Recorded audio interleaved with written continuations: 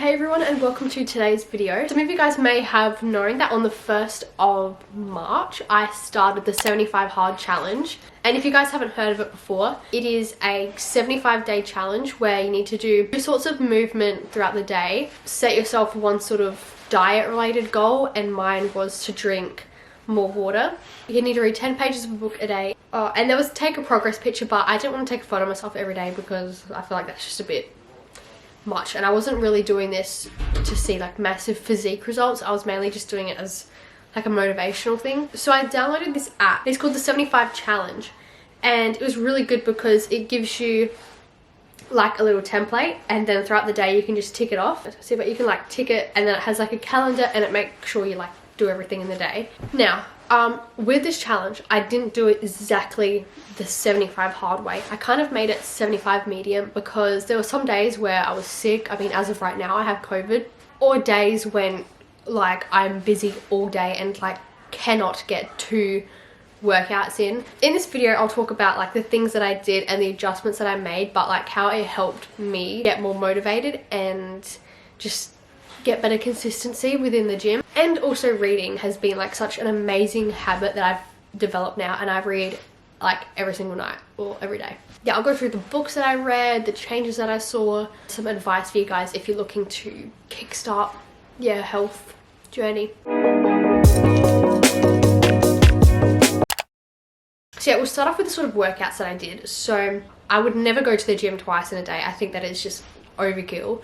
What I do sometimes though is that I'd go to the gym, do like a 45-minute workout, just normal stuff that I do, and then I would go for like a little walk around the area. I either take Nate for a walk, which is my dog, or just put on a podcast, go for like 20-minute walk. Some nights I would do some like stretching or yoga in my room. But yeah, some of my different sort of workouts besides the gym was to go for like little hikes around the area. Yeah, doing yoga, going for walks along the beach. I mean, some of the things I would have liked to do is like more swimming and sort of stuff, but I just didn't get a chance because it was like being pretty cold. Going out, like playing a sport, just have fun with it and don't be restricted to just going to the gym. Like there's so many other fun things you can do. Another thing that I'd love to do is to go on paddleboarding. I haven't done that in ages. And my results. We'll talk about my results now. So I started off this challenge, like I wasn't extremely, I wasn't unhappy with where I was because I just finished a 8-week challenge. But again, I was not totally physically driven by this trend. I was happy with where I was at. I just, you know, I'm always looking for this a little bit more improvement, you know.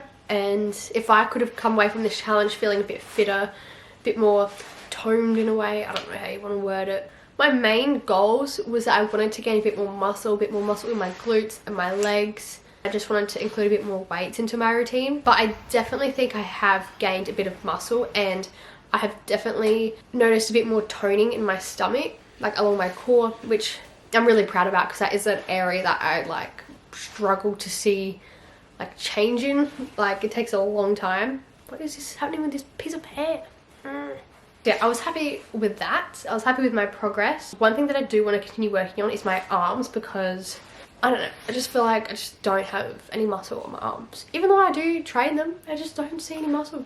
But yeah, looking at pictures, I do feel like happy with where I'm at. And but yeah, as I said, this wasn't physically driven at all. Like I don't really care that much. But I just wanted to go that little extra mile and just feel that extra bit more, you know, fitter, and I feel like toned isn't a good word to use, but like just have a bit more muscle definition. Oh, and my back too. That was something I wanted to work on because I love the look of like when you can see like a nice bit of muscle on like a woman's back. That was something that I never had, so it's something I've been trying to work on, and I feel like I can see a little bit more now, and I'm really happy with that.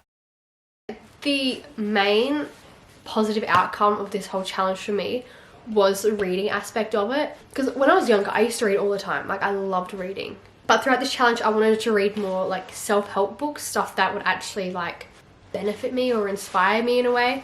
So I started off with The Art of Resilience, I think it was called that, and that was about this guy who did a massive challenge, and he swam around the United Kingdom without taking breaks to go on land and like sleep in a bed. Like he slept in a boat.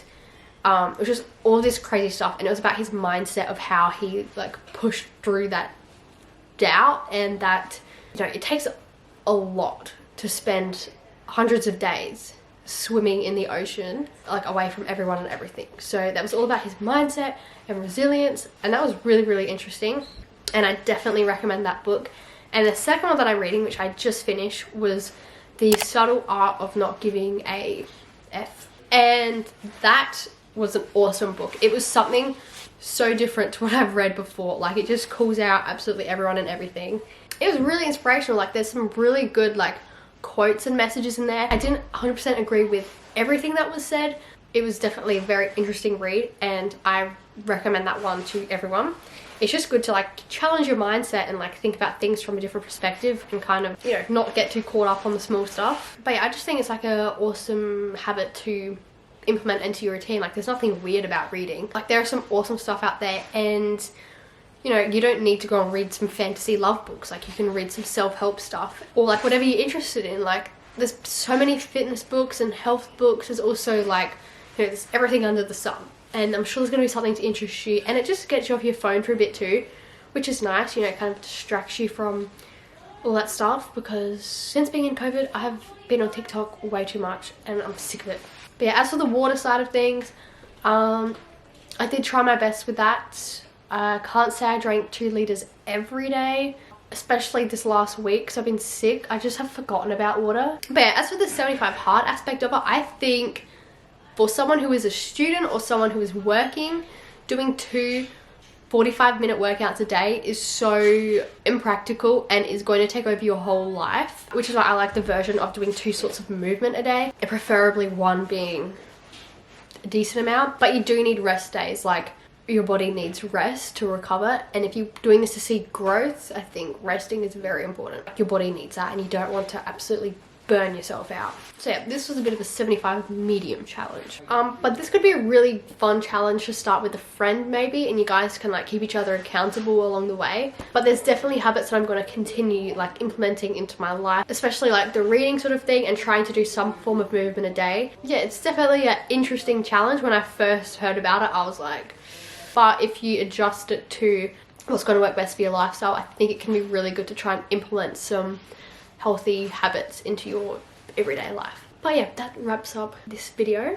I hope you guys enjoyed. If you did, please give it a like and feel free to subscribe, and I'll see you guys in my next video.